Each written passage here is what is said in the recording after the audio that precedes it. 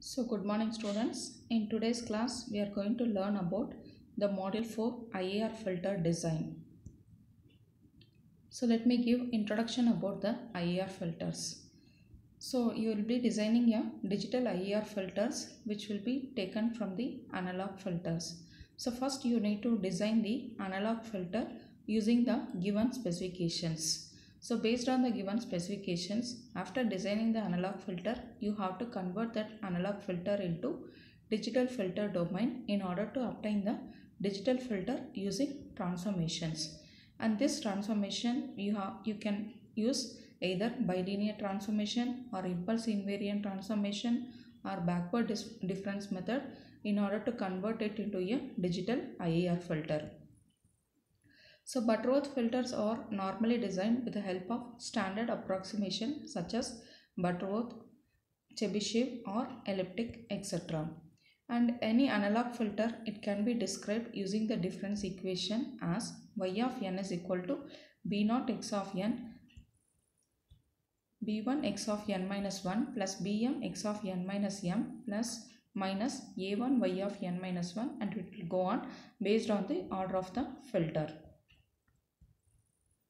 So the transfer function of this IAR filter can be calculated using, that is, if you take the z transform of the above equation and rearrange such that it takes the form y of z divided by x of z, you will be getting the transfer function which will take the form b0 plus b1 z inverse plus b2 z power of minus 2 up to bm z power of minus m divided by 1 plus a1 z inverse plus a2 z power of minus 2, and it will go on up to an z power of minus n.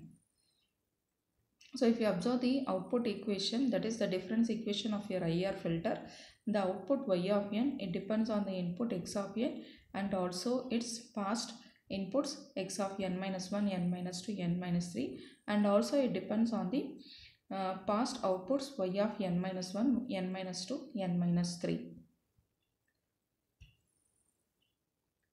And as I told, the transfer function, it is nothing but the ratio of the numerator polynomial to the denominator polynomial, and if you see, it has got infinite number of terms, hence it is called as recursive, and because of this it is named as infinite impulse response filters.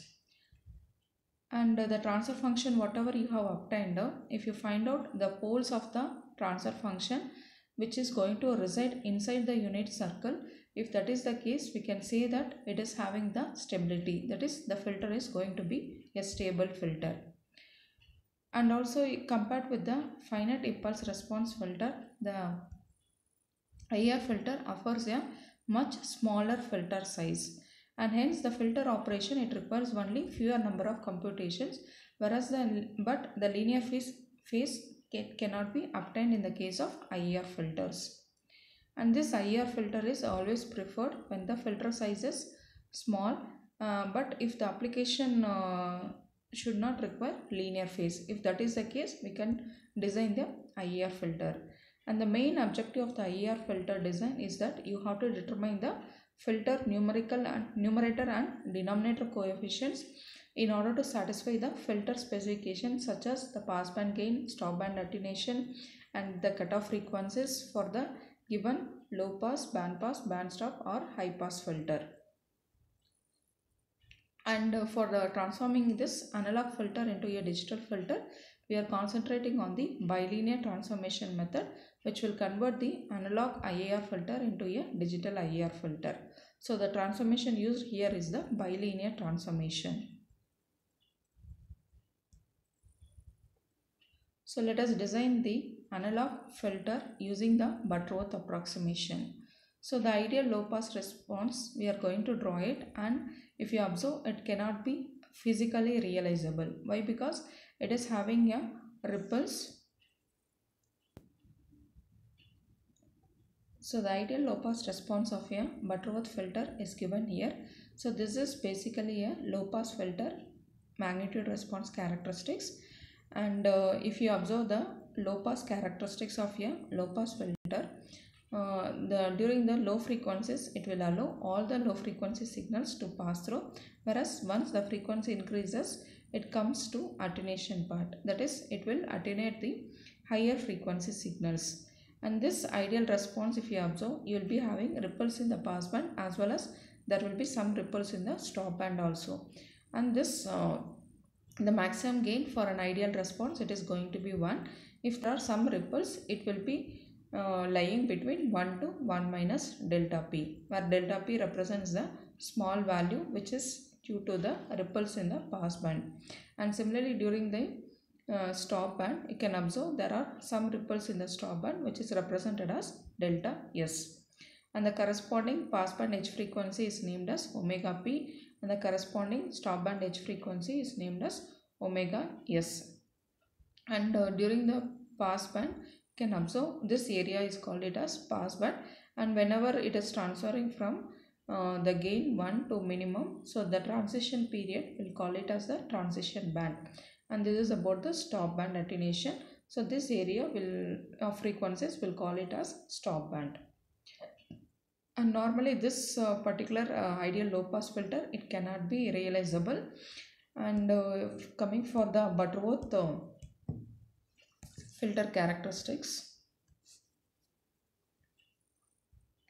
Yeah, this particular graph represents the magnitude frequency response of a low pass Butterworth filter. And I have drawn two characteristics. One is for the order n is equal to 1, the other one it is for order n is equal to 10. And similarly, if n is equal to 5, it will be lying in between these two. And what you can observe is if you increase the order of the filter, it seems to be the ideal, it is equal to the ideal response of the low pass filter. And for any values of n, we can observe that the cutoff frequency is the same. At this particular cutoff frequency, the gain is seen to be 1 by root 2 times of the maximum gain. And this magnitude response of the Butterworth filter, if it is squared, it can be represented in the form of mathematical equation as HA of modulus of HA of omega whole square is equal to 1 divided by 1 plus omega by omega c whole power of 2n, whereas omega c represents the cutoff frequency and n represents the order of the filter. And this omega c value will be minus 3 dB at the cutoff frequency of the filter.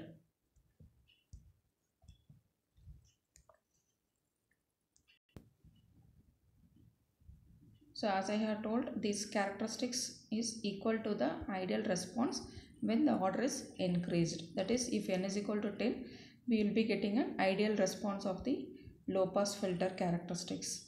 And also the response is seen to be monotonically reducing. That is, if I increase the frequency, the gain reduces to 0.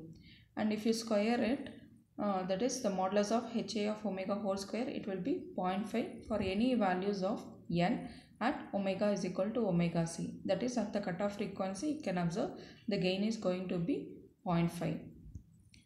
And you can calculate the poles of the transfer function HA of s.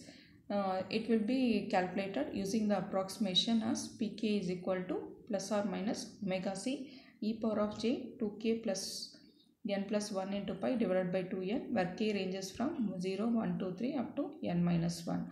So this particular equation gives the poles of HA of s and HA of minus s. So in that, we'll concentrate only on the poles which lie on the left half of the s plane. Why? Because this left half of the s plane poles will provide stability for the filter, whereas the poles which lie on the right hand side will leave it. And this will be for the, this particular poles will accumulate for the transfer function HA of s.